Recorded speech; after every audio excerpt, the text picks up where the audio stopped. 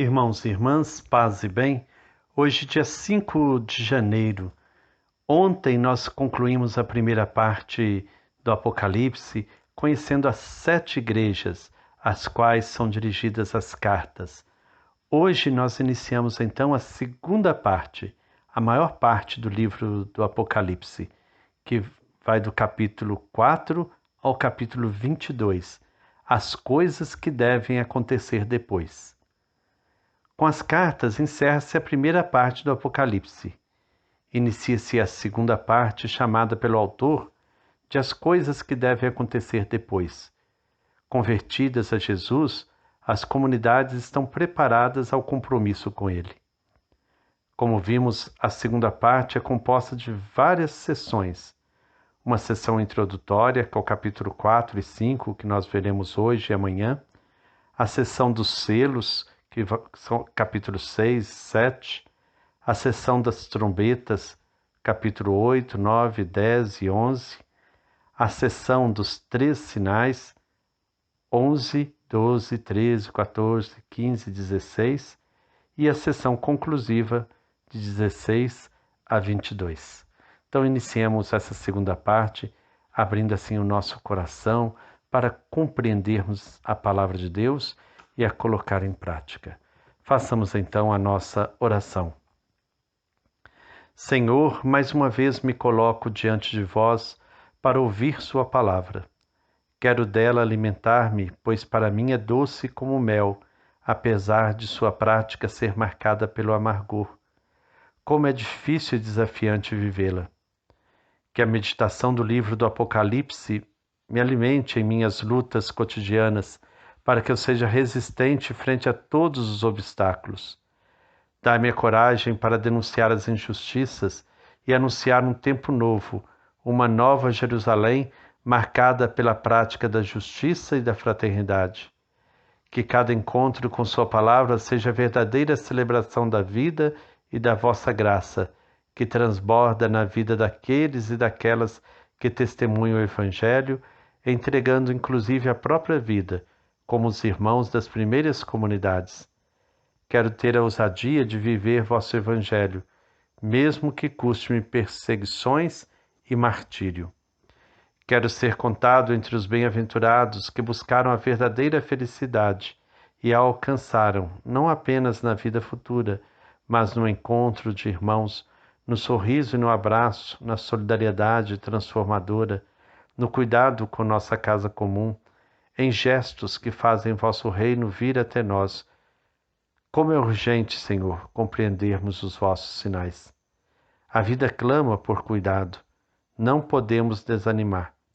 Nossa fé que nos fortalece, pois cremos que vós sois o Deus justo e que seu Filho, fazendo-se um de nós, nos ensinou a caminhar, que vencendo a morte, nos ensinou a crer.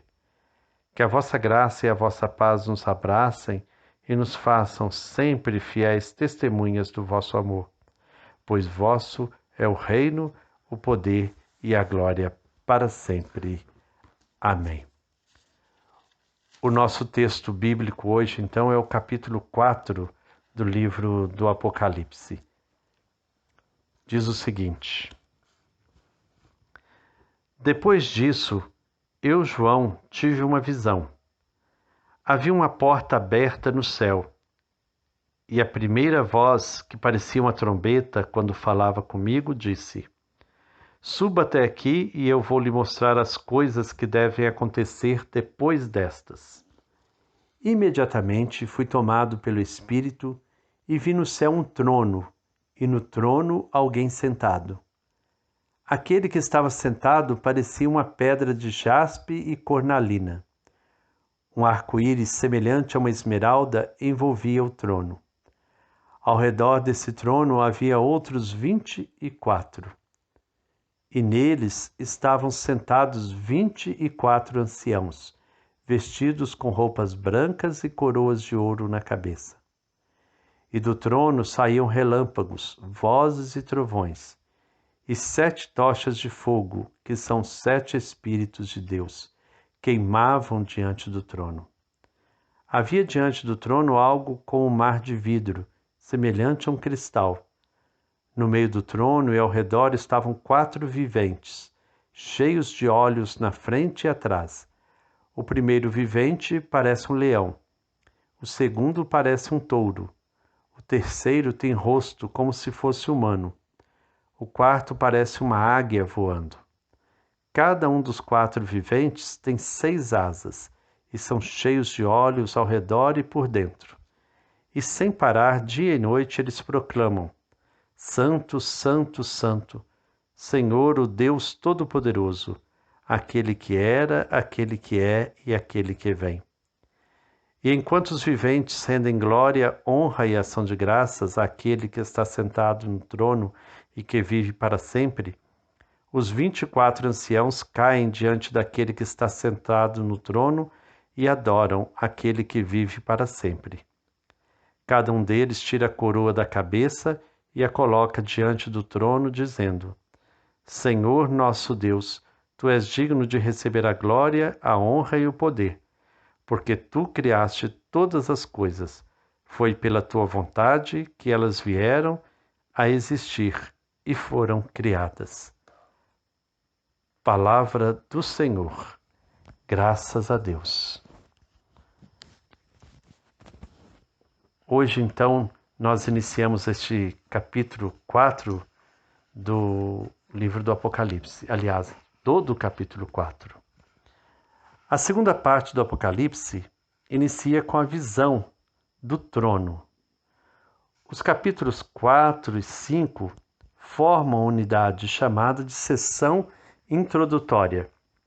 O sentido dessa unidade passa pelas palavras mais frequentes nesses 2 capítulos: trono, alguém sentado, 24 anciãos, 4 seres vivos, livro, cordeiro. O capítulo 4 é dominado pela presença do trono e daquele que nele está sentado, pelos 24 anciãos e pelos 4 seres vivos. João, representando as comunidades, vê uma porta aberta no céu e é convidado por Jesus: Suba até aqui para que eu lhe mostre as coisas que devem acontecer depois destas. Sente-se movido pelo Espírito e faz a segunda experiência extraordinária neste livro. Subir ao céu pela porta aberta não quer dizer sair deste mundo e refugiar-se no céu.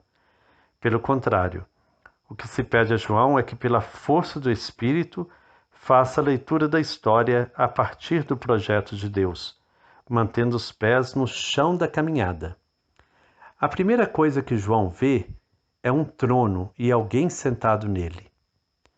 O trono recorda o poder, e esse trono não está vazio, pois nele alguém está sentado, ou seja, alguém detém e exerce o poder. Quem é? Em lugar de simplesmente dizer que Deus ocupa esse trono, pois ele é o Senhor da história, o Apocalipse provoca a reflexão. Aquele que estava sentado parecia uma pedra de jaspe e cornalina, e um arco-íris envolvia o trono com reflexos de esmeralda.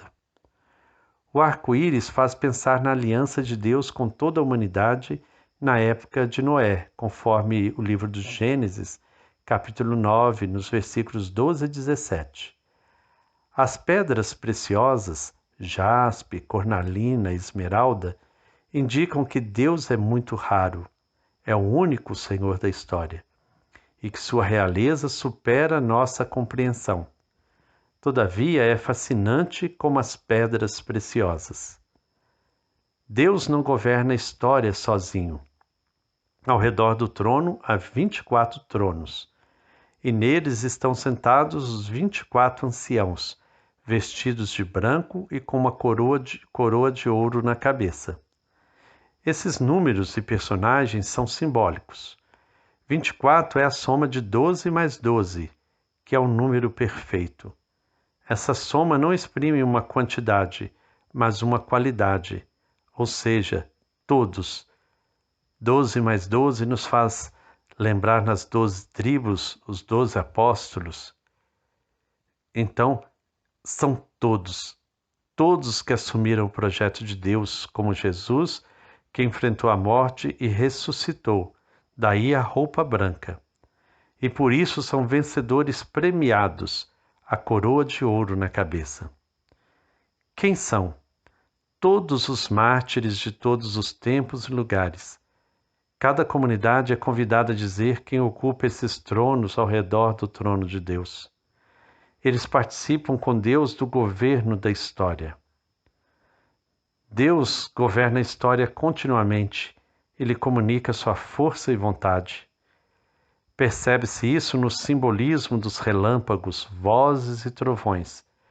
3 elementos que, desde o Antigo Testamento, representam a presença e a ação de Deus na história. As 7 lâmpadas acesas diante do trono são o Espírito que Deus comunica à humanidade para que tenha vida. Nos recorda os 7 dons do Espírito. As comunidades que fazem essa experiência não têm o que temer. Apesar dos pesares, Deus é o Senhor da história. E o mal, representado pelo mar, está congelado diante de Deus, o mar de vidro.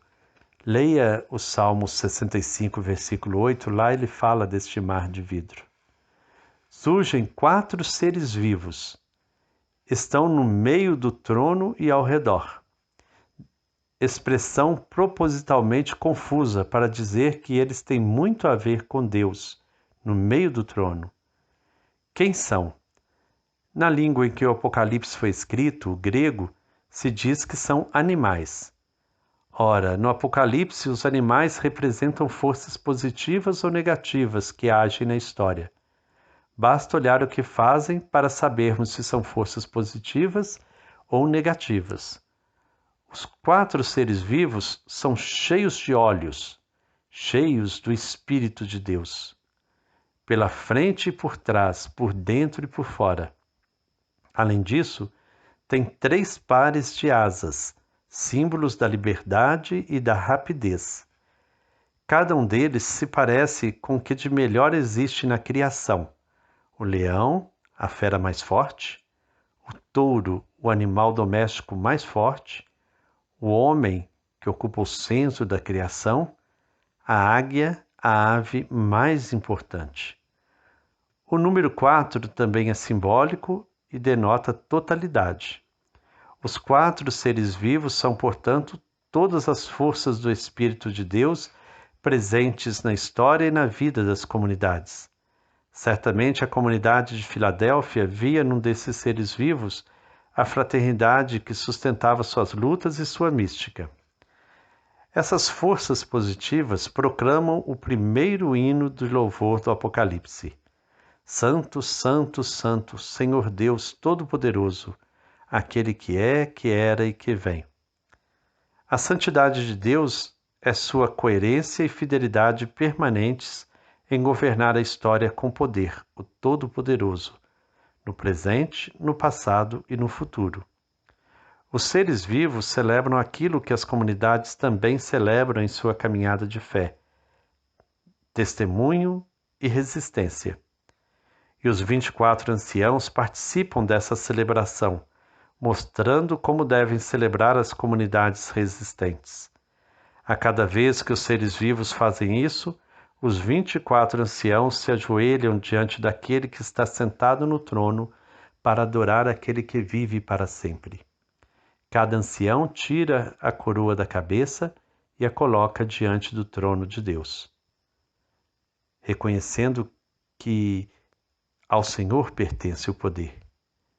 A celebração no céu continua, proclamando Deus como Criador de todas as coisas. É um convite a que também as comunidades resistentes façam o mesmo. Senhor nosso Deus, Tu és digno de receber a glória, a honra e o poder, porque Tu criaste todas as coisas. Pela Tua vontade elas começaram a existir e foram criadas. O Senhor da história, Criador e doador da vida, é Deus. Na época do Apocalipse, o imperador romano se considerava senhor da história e doador da vida. As celebrações das comunidades o denunciam e resistem a ele, proclamando que a glória, a honra e o poder pertencem somente a Deus. Então, toda essa visão do capítulo 4 quer mostrar que o Senhor é um único Deus e é uma crítica a toda idolatria. Então nós somos convidados a, neste dia, refletir quais são as formas de idolatria de nosso tempo. Muitas vezes se proclama Deus, não o nosso Deus, o Altíssimo Onipotente. Muitos deuses existem neste mundo. Quais são as formas de idolatria de nosso tempo? Que o Senhor Deus de amor e bondade nos abençoe. Em nome do Pai, do Filho e do Espírito Santo. Amém. Paz e bem.